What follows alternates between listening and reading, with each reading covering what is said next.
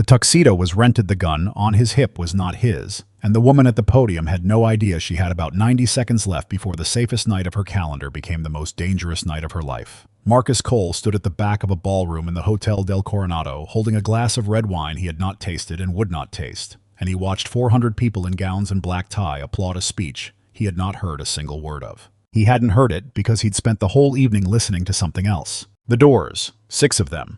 Which ones breathed when they opened and which ones stuck. The kitchen and the rhythm of plates coming out between courses and the 90-second gap after dessert when the corridor behind the ballroom went quiet and unwatched. The band and the half-beat of silence between songs where a room full of people all inhale at once. He had been reading the room the way you read a page left to right, top to bottom, for 2 hours and 11 minutes, and every line of it had said the same reassuring thing. Calm, calm, calm. And then at 47 minutes past 9, one line said something different. It wasn't a sound. It wasn't a face. It was a change in the texture of the air, the specific way a large room shifts when something walks into it that does not belong a thing. Marcus could not have explained to anyone who had not been trained in the dark in countries with no names to feel the exact moment a room turns into a trap. His phone buzzed once against his chest. One word from the man he'd posted at the service entrance. Now. Here is what nobody in that ballroom would ever know, that the tall, quiet man by the bar, the one who looked like somebody's polite +1, had once diffused explosives by feel in total darkness with 3 of his brothers bleeding out around him. That he carried a folded crayon drawing in the inside pocket of that rented tuxedo. That 18 months ago the world had rearranged itself around the absence of his wife and left a hole nothing had been able to fill. And that he was about to move the most powerful woman in that room 4 minutes and 30 seconds through the belly of a hotel past a man who had come there to take her without a single one of the 400 guests ever looking up from their dessert. This is the story of the driver, and of the 5 weeks it took the world to find out who was behind the wheel. Marcus Cole woke at 5:00 a.m. the way he did every single day, not because an alarm forced him up, because his body had spent 12 years being taught to treat rest as a thing you borrow, and alertness as a thing you keep, and bodies don't forget that. Bodies never forget anything you'd give a great deal to be able to forget. He lay still and did what he always did first. He listened. Past the thin wall of the second bedroom came the soft, even breathing of his 9-year-old daughter Zoe, and Marcus lay in the dark of his small apartment in Chula Vista and listened to it the way other men listen to music. It was the sound that told him the night had passed without harm. It was the sound that reminded him why he was still here, still trying, still standing. Still setting one boot in front of the other, down a road that some mornings felt too heavy to walk at all. The apartment was 2 bedrooms on the 3rd floor of a building the color of weak coffee, 4 blocks from the freeway, with a parking lot that flooded when it rained, and a laundry room that ate quarters. It was not the house Marcus had once imagined, but it was clean and it was paid for on time every month, and the deadbolt he'd installed himself would have held against a truck. He got up without a sound, a habit moving quiet learned in places where noise cost lives, and stood for a moment at the window. Down in the lot, the same 3 cars. The neighbor's cat on the same wall. Nothing wrong. He had checked and found nothing wrong, and he knew in the part of himself he could not switch off that nothing wrong was a temporary condition, and that the whole job of a man like him was to keep it temporary as long as possible. He put coffee on, black. He'd stopped taking it any other way a long time ago, in a place where you learned to want less, so that less could never be taken from you. There was a photograph on the refrigerator held by a magnet shaped like a strawberry that Zoe had chosen, and Marcus did not look at it every morning because some mornings he could not. It was Dana. Dana Cole had been an elementary school art teacher, which is a fact that made a certain kind of sense to everyone who met her, because she had been the kind of person who could find the one good thing in any room and point at it until you saw it too. She'd taught 8-year-olds to mix colors and not be afraid of a blank page. She'd married a man whose job she was allowed to know almost nothing about, and she'd done it with her eyes open, and for a good while, the two of them had built something warm in the narrow spaces between his deployments. She had wanted more than anything a house with a red door. She used to say it like a joke and mean it like a prayer. When you're done saving the world, Marcus, I want a little house with a red door and a yard and a mailbox with our name painted on it wrong. She always said the name would be painted on wrong. It was the wrongness she loved, the proof that a person had done it by hand. She had died 18 months ago on a rainy Tuesday afternoon 3 miles from home when a delivery van hydroplaned through a red light. Marcus had been at Zoe's school at the moment it happened. He'd been standing at the pickup line holding a crayon drawing. Zoe had run out to give him the 3 of them, stick figures with enormous hands standing in front of a house with a red door. He had been looking at that drawing, smiling at it, when his phone rang. He kept the drawing now. He'd had it laminated at a copy shop so it would never wear through, and he carried it folded in the inside pocket of every jacket he owned, and there was not one day in 18 months that he had left the apartment without it.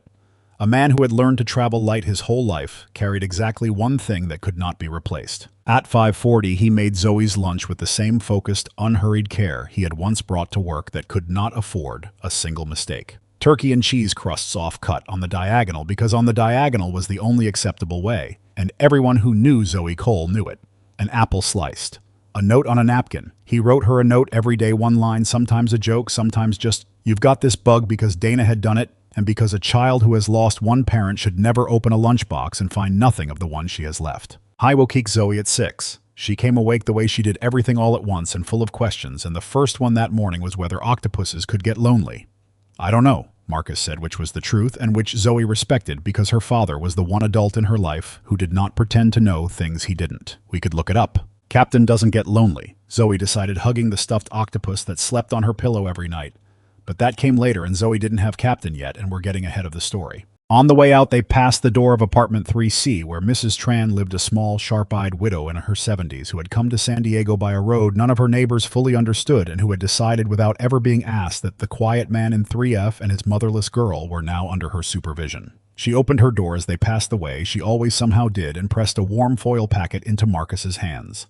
"Ban sweet dense, still warm." "For the girl," Mrs. Tran said, which is what she always said and which they both understood to mean for you too. "But I know you won't take it for yourself." Marcus had stopped arguing months ago. You do not win with Mrs. Tran. You only decide how gracefully to lose. He dropped Zoe at Loma Verde Elementary, where her teacher, Ms. Carver, waved from the door, and he kissed his daughter once on the forehead. And he watched her run inside with her too heavy backpack bouncing. And then Marcus Cole drove downtown to the strangest job interview of his life. The office was on the 32nd floor of a glass tower on the edge of the gas lamp, the kind of building where the elevators had their own concierge, and the air smelled faintly of money and cold stone. Marcus wore his one good jacket. In the inside pocket, the drawing. A woman named Denise Okafor met him. She was maybe 50, silver at the temples, dressed with the surgical precision of a person who had learned that in her world a wrinkle was an argument you lost before you spoke.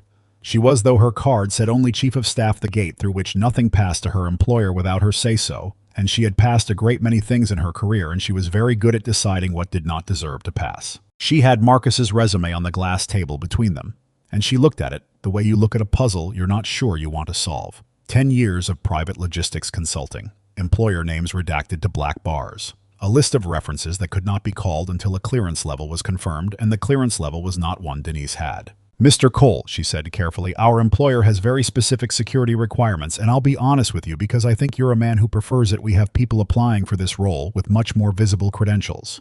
Former agency. Former police command. People whose careers I can actually read." She tapped one black bar with a manicured nail. "Yours reads like a page somebody tore out." Marcus nodded. He did not argue. He did not lean forward and sell himself the way the men with visible credentials always leaned forward and sold themselves. He simply said, "I understand." And it was the way he said it, no offense taken, no defensiveness. A man completely at peace with being underestimated, that made Denise pause and for the first time in the interview actually look at him instead of at the paper. That was when the dog came through the door. It came in off the street at a dead run. A big shepherd mix, 60 pounds of panic tags, jingling eyes, white-rimmed and gone. Somewhere behind it a leash trailed, snapped clean. It had bolted from a groomer 2 doors down and made it 3 blocks through downtown traffic, and it was past terror now, into the blind place where an animal will run through anything. It shot across the lobby 32 floors below, straight for the open mouth of the parking garage, and straight at a woman who had just stepped out of a black SUV and was walking head down, thumbs moving entirely inside her phone. She did not see it. She was looking at a projection about a shipment out of Rotterdam. Marcus was moving before anyone in the room had finished understanding what was happening. I was down the half flight to the mezzanine across the lobby in under 4 seconds, and he did not lunge, and he did not shout. Shouting spikes a panicked animal, lunging gives it something to run from. He simply arrived, angled his body sideways between the dog and the woman, dropped his weight low, and said 2 words in a voice pitched under the noise of the room. Low, flat, certain.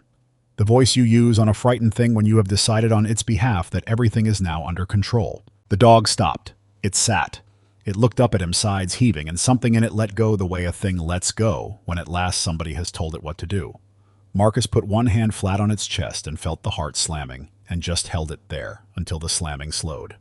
The woman with the phone looked up. Her name was Victoria Hargrove. She was 44 years old, the founder and chief executive of Hargrove Biosystems, a pharmaceutical logistics company that moved temperature-critical medicine across 40 countries and was valued that quarter north of $4 billion.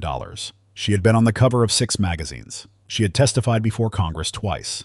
She had grown up in a small stucco house in Phoenix with a mother named Ruth who worked a checkout counter by day and cleaned offices by night, and Victoria had built everything she had out of a sharp mind, a longer memory than anyone suspected, and a flat refusal to accept that the world had not been built for people like her. She was a person who had gotten where she was by noticing what other people missed. So she did not look at the dog. She looked at the man. She saw that he'd put himself between her and the animal without a half-second of calculation. She saw that his hand on the dog's chest was gentle, and his stance was not that his feet had found an angle that kept both the animal and the garage entrance. And she realized with a small, strange chill, her all inside one field of view. She saw a man do a violent thing gently and a gentle thing with total control, and she had spent 20 years learning to recognize competence. The instant it walked into a room, and this was competence of a kind she had never quite seen. She looked at Marcus Cole for exactly 3 seconds. Then she looked past him to Denise, who had come off the elevator and was standing frozen with a hand at her throat. "Hire him," Victoria said. She stepped into the elevator, the doors closed on her, already looking back down at her phone. Denise looked at Marcus. Marcus looked at the dog. The dog wagged its tail and thumped it twice against the marble as if the whole thing had gone exactly to plan. The dog, for the record, belonged to no one they could ever trace. The groomer's client never came back for it, and it spent the rest of its life sleeping in the security office of a downtown parking garage, fat and beloved, answering to the name Lobby. But that is a different story, and Marcus only smiled about it later. He started the following Monday. The first 2 weeks were quiet. Marcus drove Victoria to meetings, to the airport, to dinners at restaurants where the smallest thing on the menu cost more than he spent on groceries in a month. She worked in the back seat, calls, documents, a low, steady voice closing deals across time zones, and he drove in silence. And when they spoke, it was brief and professional and about nothing. But she was watching him. She could not have told you those first weeks why. She noticed that he adjusted the mirrors every time she got in, not once at the start of the day, but each time a small, deliberate correction. She noticed the angles were wrong for a driver's comfort. Then slowly she understood they weren't set for comfort. They were set to erase his blind spots, to turn the whole street behind and beside them into something he could see without turning his head. She noticed he always knew which lane would move before the traffic app on her phone caught up, not guessing. She watched him once in a jam on the 5 and realized he wasn't looking at the car in front of them. He was looking 3-4 cars ahead, reading the brake lights like a sentence, and he'd drift them into the lane that was about to open a full 10 seconds before it opened. And she noticed the thing that unsettled her most on an afternoon when a delivery motorbike cut across 2 lanes and shaved the front bumper close enough to make her coffee jump in its holder. Every driver around them flinched. Horns, a curse from the next car. Victoria herself grabbed the door. Marcus's hands did not move on the wheel. His breathing did not change. His eyes simply tracked the bike until it was clear of them. And then he drove on exactly as before, as though the world had not just tried something and failed. That evening at a red light, she asked him about the mirrors. "Old habit," Marcus said. She let it go. But she filed it the way she filed everything in the long, quiet ledger she kept behind her eyes. Victoria Hargrove was not in those days an easy person to work for. She was exact. She was fast, and she had no patience for people who were not, and she had built a company by holding everyone around her to a standard she held herself to first and hardest. She'd stopped somewhere in the climb, keeping much that could be called a personal life. Her assistant knew her coffee order and her cardiologist's number. Her mother in Phoenix heard from her on holidays. She had a corner office with a harbor view and a home in La Jolla with 5 bedrooms and on most nights 1 occupant. She had also in the last year begun to feel watched in a way she couldn't name, the low background hum of a person who runs a valuable company in a world that has grown teeth. Nothing she could point to. Just the sense some evenings that the ledger she kept behind her eyes was no longer the only ledger being kept. 3 weeks into the job, she came down with a brutal cold 2 days before a flight to Washington for a congressional hearing on drug supply security. She did not cancel. Victoria Hargrove did not cancel. But she came down to the car that morning, gray-faced and hollow, running on nothing but will, and Marcus saw it in the way she held the railing on the steps. That night after he dropped her home, Marcus stopped at a pharmacy on his own time and his own dime. He left a small white paper bag outside her door. Inside, ginger tea, a jar of honey, a single packet of the correct decongestant, the one that wouldn't fog her before a hearing, and a note on plain paper in blunt block letters. "Drink this before the red eye. It works." No signature. It didn't need one. Victoria found the bag. She stood in her doorway a long time holding it. Then she made the tea and she drank it, and she flew to Washington, and the next day she delivered 40 minutes of testimony without a single stumble sharp as a blade the whole way through. On the flight home, she sat in her seat in the dark and tried to remember the last time somebody had done something for her with nothing attached to it. No ask, no angle, no invoice, no photograph of themselves being kind. She thought about it all the way over the Rockies. She could not remember. The next morning, waiting on the back seat of the car, there was a small stuffed octopus, purple, soft, a paper tag tied around one arm with a bit of ribbon. The tag said in the same blunt block letters for Zoe, from VH. Marcus found it when he opened the door. He stood there in the parking garage for a long moment holding it, and something moved across his face and was put away again. Then he set the octopus carefully on the passenger seat, and he drove to pick up Victoria, and he said not one word about it because a man like Marcus understood that some gifts are made smaller by being mentioned, and this was one. And the not mentioning was how you said thank you to a person like her. Zoe named the octopus Captain. Captain slept on her pillow every night from then on. When she was scared, Captain guarded the door. When she couldn't sleep, Captain listened. And a 9-year-old girl in Chula Vista carried, without knowing it, the first proof either of these two guarded, careful adults had offered the other that the door between them might someday open. The trouble began in the 5th week. A letter arrived at the legal office of Hargrove Biosystems. Handwritten, no return address, postmarked local, and it referenced in precise detail a specific shipment route, a cold chain corridor moving a high-value cancer therapy that exactly 3 people inside the entire company were supposed to know. The letter made no direct threat. That was the thing about it. It simply described the route, origin transfer point window, the name of the bonded warehouse. It described what it should not have been able to describe, and the meaning underneath the words, unspoken and unmistakable, was this: we know things we are not supposed to know, and we want you to know that we know them. Curtis Briggs, read it first.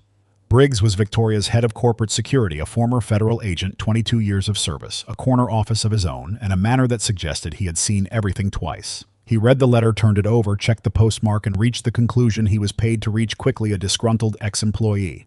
Somebody cut in the last restructuring, nursing a grudge, trying to rattle the boss. He wrote it up, flagged it. Low priority, recommended they change the route as a precaution, and moved on to his afternoon. Marcus was in the parking garage when the security team debriefed. He could see them through the glass wall of the 3rd-floor conference room. He wasn't listening. He couldn't hear a word, but he'd spent a career learning that the body says what the mouth won't, and he read the room the way he read the freeway. Crossed arms, relaxed shoulders, a man leaning back in his chair. Papers gathered and squared and slid into a folder with the particular briskness of people who have already decided a thing is over. They were done thinking about it before the meeting ended. Marcus sat in the parked car for a long time after Victoria went up. Because the letter, he had gotten 30 seconds with it when Denise carried it past him, and 30 seconds was enough. The letter was wrong. Not the handwriting, the grammar of it. He had read enough intercepted traffic and enough dark rooms to know the difference between grievance and reconnaissance, and they do not sound alike. Grievance is personal. Grievance is loud even when it's quiet. Grievance uses the word I over and over because grievance is about the person writing it. That letter had used the word we. Grievance wants you to hurt. Reconnaissance wants to see how you move. That letter had not been written to frighten Victoria Hargrove. It had been written to watch what she did next. He began watching too, not obviously, not in any way a soul would notice. For 3 mornings running, Marcus arrived 40 minutes early and photographed every vehicle parked with a sightline to the tower's entrance. He mapped the angles from the 2 public parking structures across the street, where you could see the door, where you could see the garage ramp, where you could see both. He timed the gap between the building security team's shift changes and found it was 11 minutes long and reliable as a clock, which meant that anyone who'd watched for a week knew it too. On the 2nd morning, he found it. A gray Honda Pilot, upper level of the structure across the street, nose out, positioned for a clean exit. It was there again the 3rd morning. Different license plates each day. He photographed both. But the same vehicle, he was certain, because of one thing. Plates can't change. A small dent above the rear right wheel, well shaped like a closed fist. The paint cracked white at the center of it. Different plates, same fist. That was not a disgruntled ex-employee. Disgruntled ex-employees do not rotate plates. Marcus made a phone call he had not made in 2 years. Ray Delgado had been on the Yemen mission. Ray had been one of the 3 who ended up in the hospital, and Ray had walked out of the Navy afterward the way a lot of them did, sideways, and landed steady now, married, 2 kids as a special agent with the Naval Criminal Investigative Service. They didn't talk much anymore. Men who've shared the worst night of their lives sometimes can't, because to hear the other man's voice is to be back in the Wadi, and the Wadi is not a place you visit on purpose. But Ray picked up on the 2nd ring, and when Marcus gave his name, there was a pause, and then Ray said, quiet. Cole, my God, you all right? I need a plate run, Marcus said, quietly, and I need whatever comes back. He gave him one number. He didn't explain. Ray didn't ask. That was the whole shape of what they were to each other now. A debt so large in both directions that neither of them would ever name it, only pay it in small, silent installments forever. What came back 2 days later was not small. The plate traced to a company that did not exist, registered to a physical address that was a vacant lot behind a shuttered tire shop in National City. The company was linked through 3 layers of shell paperwork that Ray said took a forensic accountant most of a day to peel to an organization. And the organization had a file. It had been connected in the last 4 years to 2 executive abductions in Eastern Europe, pharmaceutical and logistics targets both, high-value ransoms. One of the executives had been returned 11 weeks later thinner and permanently changed. The other had never been found. Marcus read Ray's message twice, sitting in the car in the garage with the engine off. Then he put the phone face down on his knee and sat very still, the way he sat when the situation had just gotten simple in the worst possible way. He was not looking at a grudge. He was looking at a rehearsal. He went to Denise. He asked for 10 minutes with Victoria. He got 15.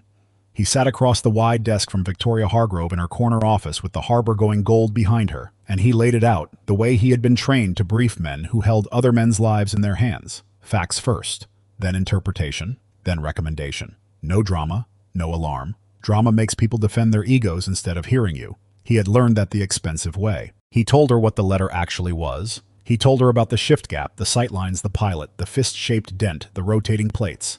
He told her, leaving out how he'd gotten it, that the vehicle traced to a shell that traced to an organization that had done this exact thing twice before, and that one of the 2 people it had done it to was still 4 years later unaccounted for. Victoria listened without interrupting once. She was whatever else, she was a person who could sit still and take in bad news, which is rarer than courage and worth more. When he finished, she was quiet a long time. Then she asked the question he had known from the second morning in the parking garage that he would eventually have to answer. "Who are you, Marcus?" he told her. Not everything. Not the names of places that did not appear on any map, not the operations that had never been acknowledged and never would be. But enough. 12 years. SEAL Team 6, a rod of titanium in his left leg from a mission in Yemen that had ended with 3 of his brothers in a hospital, and one of them, a 24-year-old named Miguel Santos, not coming home at all. He told her he'd seen this exact pattern once before in another country run up against another target. The letter, the watchers, the rehearsal, and he told her that the last time a security man had waved it off as a grudge, the people it was aimed at had not all come back. He did not tell her about the silence he'd carried since, about the 2 a.m. wakings, about the fact that he had never once in all their years together told Dana the whole of it, and now never could. Victoria walked to her window and looked out over the harbor for a long time. Then she came back to the desk, picked up her phone, and called Curtis Briggs into the office. She did it in front of Marcus, which Marcus understood to be deliberate, a message from one person who noticed things to another. She was gracious. She was also final. Briggs had been careful, competent, and completely wrong about the one thing that mattered, and Victoria Hargrove had not built a $4 billion company by keeping people who were confidently wrong about the one thing that mattered. He left with a package that was more than fair and a look on his face like a man who has just watched a door close that he'd assumed he owned. She asked Marcus to stay. He restructured her security quietly and completely over the following week. He brought in 2 men he trusted without reservation. Tomas Okafor, no relation to Denise, though the coincidence made them both laugh once, which was the only time anyone saw Tomas laugh, a former ranger, enormous and unhurried, who had been driving a forklift at a distribution center because civilian life had not yet found a shape that fit him. And a wiry, watchful man everyone called Van, a former recon marine with a memory for faces that bordered on the unnatural, who could stand in a lobby for 3 hours looking like he was waiting for a dentist and log every human being who passed. Marcus changed Victoria's route to the airport, 3 routes now chosen the morning of never the same 2 days running. He identified the 2 positions near the tower that gave a clean line on the entrance, and made sure that from that week on anyone sitting in them was being watched right back. He rehearsed Victoria gently on small things, where to stand, while a car pulled up, which way to move, if he ever put his hand on her elbow and said now. She did not resist it, which surprised him. She'd expected to resent it, the loss of the illusion of ordinary life. Instead, she found that being genuinely looked after, not flattered, not managed looked after, was a thing she had been starving for so long she'd forgotten it was food. 9 days after the first letter, the second one came. It came to her home. Only 5 people alive had that address. Victoria read it, standing in her own front hall in La Jolla, and for the first time in her adult life, the first time since a scared girl in Phoenix had learned to be afraid of nothing, so that the world could not use her fear against her. Victoria Hargrove felt genuine physical fear move through her body. She called Marcus. He answered on the first ring. I was at her house in 19 minutes. He did not speed. He never sped. Speed is for people who didn't plan. He read the letter without touching more of it than a corner. Same hand, same grammar of reconnaissance. But it had moved from her office, which was public, to her home, which was not, and the move was itself the message. We can reach the places you thought were only yours. That night, sitting at her kitchen island at 11 o'clock, while Okafor did a slow walk of the property outside, Victoria did a thing she had not planned to do. She talked about Phoenix, about her mother Ruth and the 2 jobs, and the specific sound of a woman coming home at midnight trying to be quiet so her daughter could sleep, and how Victoria had lain awake anyway every night listening. Keeping something. The way this driver kept the road so that at least one of them would always be watching. Marcus listened. He understood keeping. He understood a child who lies awake to guard a parent. He had one asleep in Chula Vista who tried to do it for him. "You have a daughter," Victoria said. It wasn't a question. She'd sent the octopus. She knew. "Zoe, she's 9. Does she know what you were—" "She knows I keep people safe," Marcus said. "She thinks it's a boring job. I've worked pretty hard to make sure she thinks it's a boring job." Victoria was quiet. Then, in the voice of a woman who had signed away pieces of an ordinary life one contract at a time and only lately begun to feel the weight of the stack, "I'd like to meet her sometime, Zoe, if that wouldn't be strange." It was strange. They both knew it was strange, the CEO and the driver, the space between them mapped by salary and seating in the back of a car. But 2 weeks later, on a Saturday, Victoria had cleared of everything for the first time in years. They met at the zoo, because Zoe had opinions about the zoo, and Victoria Hargrove, who had testified before Congress and stared down boardrooms full of men who'd wanted her to fail, spent 45 minutes being cross-examined by a 9-year-old about whether octopuses could get lonely, and answered every question with total seriousness and did not check her phone once. "Captain says thank you," Zoe informed her gravely at the end. "Tell Captain," Victoria said just as gravely, "that the honor is mine." Marcus watched the 2 of them at the octopus tank and felt the door he'd been holding shut for 18 months move just slightly on its hinges. Then he went back to work because the men with the fist-dented pilot were still out there, and the gala was in 11 days. The gala at the Hotel del Coronado had been on Victoria's calendar for 4 months. A benefit for pediatric cancer research. She was the keynote speaker and the largest single donor. Canceling was not on the table. "Children's hospitals," she told Marcus flatly, "do not stop needing money because someone mailed me a letter." He didn't argue. He'd have thought less of her if she'd folded, and anyway, arguing wasn't the job.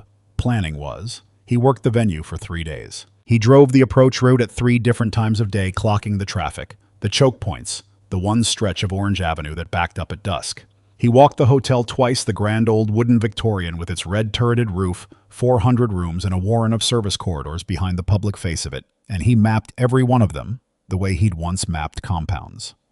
He found 4 exits that worked, and 2 that only looked like they did. He learned the kitchen's rhythm from a banquet steward named Hector, a decent man with tired eyes who'd done 20 years of these nights, and knew that the 90 seconds after dessert plates cleared was the deadest the back corridor ever got. He posted Van in this ballroom in a caterer's vest, invisible. He posted Okafor at the service entrance because the service entrance was the soft place and Okafor was not a soft man. He had a car, not the black SUV, a plain gray sedan nobody would look at twice, staged at the fire exit with a driver who knew to be ready and knew not to ask why. And he wore a rented tuxedo that fit well enough with the folded drawing in the inside pocket because he was not going anywhere without it, not even into this. When Victoria came down the grand staircase in a deep green gown, she saw him standing at the bottom in the tux, and she stopped, one hand on the rail, and for a moment neither of them said anything at all. It was not a moment either of them would ever mention. But it happened, and they both knew it happened.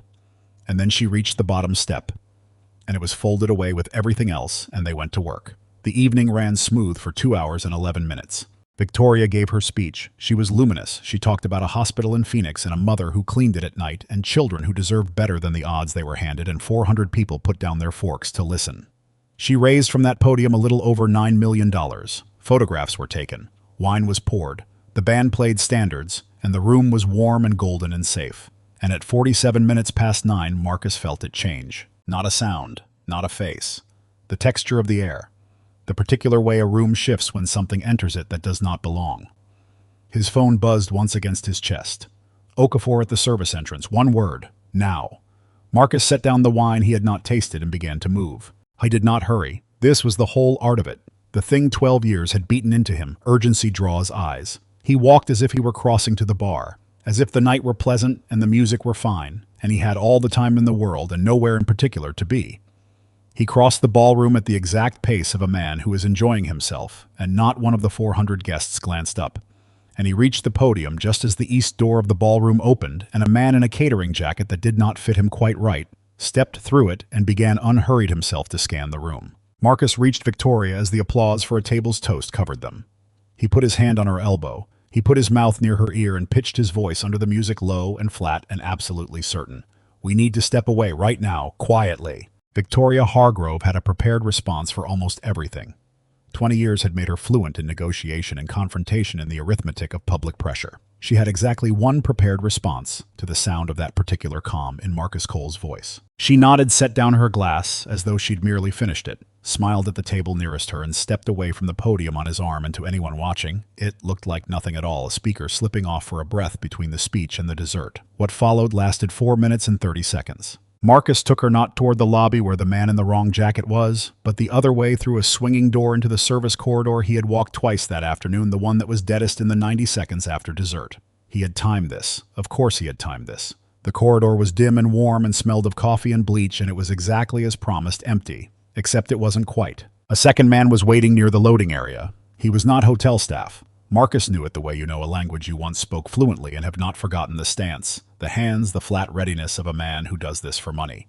He came off the wall as they entered. The confrontation lasted less than 20 seconds. There was no shouting. Marcus put Victoria behind him with one hand without looking, the way you set down something you cannot afford to break, and then he closed the distance the man expected him to keep, which is the one thing men like that are never ready for, and it was over almost before it began. A single kitchen porter coming out of the walk-in with a tray of butter saw the last half second of it, and later told investigators with wide eyes that it looked like the tall man in the tuxedo had simply touched the other man, and then the other man was on the floor. That was not entirely accurate, but it was close enough, and Marcus had never in his life cared about being given credit for accuracy. He guided Victoria through the fire exit. The gray sedan was there exactly where it was supposed to be, engine running, Okafor already folding his enormous frame into the front seat. They were on the Coronado Bridge, the lights of the city sliding by below, before the hotel's own security had finished its first slow sweep of the ballroom and noticed the keynote speaker was no longer in the room. Marcus drove. Victoria sat in the back and breathed. She did not speak for several minutes. Then, watching the water, "You planned for this." "I planned for the possibility," he said. She nodded slowly. "Thank you." He said nothing. He drove. Behind them, 400 people were still eating dessert, and the band was still playing, and not one of them would ever know that Death had walked into the room in a catering jacket, looked around, and been walked back out the other door by somebody's polite +1. The investigation that followed was larger than any of them had understood they were standing inside of. The organization behind the letters had been under quiet watch for over a year by a federal task force that had been trying and failing to get close enough to make a case. Marcus's fist-dented pilot and Ray Delgado's careful off-the-books plate run had handed them the thread they'd been missing. Both men from the hotel were taken into custody that night, the one in the corridor and the one in the wrong catering jacket, who was picked up in the parking lot before he ever reached his car. Neither of them was anyone. That was the point of men like them. They were the hands. The task force was after the arms, and now at last they had a way up. The internal source was identified within a week. It was a man in the legal department named Aaron Keller, mid-30s associate counsel, 3 years with the company, decent reviews invisible. He had needed money in the particular grinding, undramatic way people need money, a divorce that had gone worse than expected, a mortgage on a house he could no longer afford, alone, a second child on the way, with a woman he was trying to make things right with. He had told himself he was only selling information about routes, logistics. Nobody gets hurt by a schedule. He had told himself that right up until the night a man in a tuxedo walked a woman out of a ballroom 4 minutes ahead of the people Aaron Keller's routes had led inside. And then Aaron Keller had sat in his car in his driveway and been sick because he had finally understood what he'd actually sold. He confessed almost before they finished reading him his rights. He was not a hard man. He was a weak one, which is more common and in its way more dangerous. Victoria did not hate him, which surprised her. She'd expected to. Instead, she felt something closer to grief for the ordinary solvable smallness of the reason a man had put a knife to the things she'd spent her life building. She gave her own statement with the precision of a woman who had spent decades being the most prepared person in every room. When the investigators asked about her driver, about how exactly an executive's chauffeur had detected a professional surveillance operation that a 22-year federal veteran had filed as a grudge, Victoria was quiet for a moment. Then she said simply, "He did exactly what was needed and nothing more." She said it without performance because it was the truest thing she could have said about him, and because she had learned from watching him that the truest thing is usually also the shortest. 3 days after the gala, Victoria asked Marcus to meet her somewhere that was not a car and not an office. They sat at a picnic table in Balboa Park on a Tuesday afternoon. It was her idea. He brought 2 coffees. She brought nothing, which meant she had come only to talk, and they both understood that, and neither of them said it. She told him she'd pulled his service record, as much of it as was accessible, which was not much: black bars and a rank and a list of decorations that stopped a person cold if they knew how to read it. She did not ask about the rest. She did not ask about Yemen or about Miguel Santos or about the things that still put him on his feet at 2 a.m. with his heart going like a fist on a door. She was far too smart to ask, and he understood this slowly over the coffee, far too kind. Instead, she asked the question that not one person had thought to ask him in 18 months. "You've spent your whole life watching out for other people," Victoria said. "Who watches out for you?" Marcus didn't answer right away. He looked at his coffee. He looked at a little girl on a nearby swing set being pushed by her father, going higher, shrieking with the particular joy of a kid who trusts completely that the hands behind her will not let her fall. He thought about Zoe, who was at school right now, at a desk, probably drawing something with too many colors, probably asking Ms. Carver one question too many about the ocean. And then, for the first time in a year and a half, out loud to another living person, Marcus Cole said his wife's name. He said Dana used to, and then he had to stop. Victoria did not fill the silence. She did not reach across the table. She did not offer the kind of comfort that is really just an interruption, the kind people offer because another person's grief is uncomfortable to sit inside. She simply sat with him at a picnic table in the afternoon light, the way you sit with a person who is carrying something enormous and does not need you to carry it, only to not leave while he does. It was the most useful thing anyone had done for him in a very long time. Marcus kept the job. His title changed: Director of Executive Security now, with the 2 men under him and a budget and a real office he almost never sat in because he still preferred to drive. His contract changed. Zoe was added to the company's health insurance, and Marcus, who had spent his whole life refusing help the way other men refuse charity, did not argue about it, because some things you accept not out of weakness but out of wisdom, and because a man who will not let anyone protect his child so that he can feel strong is protecting the wrong thing. Victoria did not become a different person overnight. She was still exacting, still occasionally impossible, still the sharpest mind in most rooms, and not shy about it. But she began quietly to do things she had not done before. She learned the names of the overnight security staff and their kids' names and asked about them. She called her mother in Phoenix on ordinary days for no reason, which made Ruth suspicious for a month, and then made her happier than she'd been in years. She kept her home address in fewer files. She cleared on her calendar a recurring Saturday morning that her assistant was under strict instructions never to fill, and sometimes that Saturday morning had a 9-year-old and a stuffed octopus in it. Trust, Victoria was learning, was not a switch you flipped. It was a door you opened slowly, checking the hinges, testing the frame, making sure of the floor on the other side before you put your weight on it. Marcus understood this better than anyone. He had been opening that same door himself, one careful inch at a time, since the rainy Tuesday 18 months ago, when the world rearranged itself around his wife's absence and left a space that nothing had been able to fill. Some mornings he still woke at 5 and lay in the dark and listened to Zoe breathe. But on those mornings now there was something new underneath the listening. Not happiness exactly. Not certainty. He'd stopped believing in certainty a long time ago in a country with no name. Something quieter than either of those. Something that felt, after so long, feeling nothing at all like it, like the first faint shape of being all right. Captain the Octopus still slept on Zoe's pillow every night and still guarded the door. And one evening that spring, driving home over the bridge with the water going pink and gold on both sides, Marcus caught himself thinking about a small house with a yard and a mailbox and a name that would be painted on by hand, and therefore inevitably a little bit wrong. The house with the red door he thought could wait a while longer. But for the first time in 18 months it did not feel impossible anymore.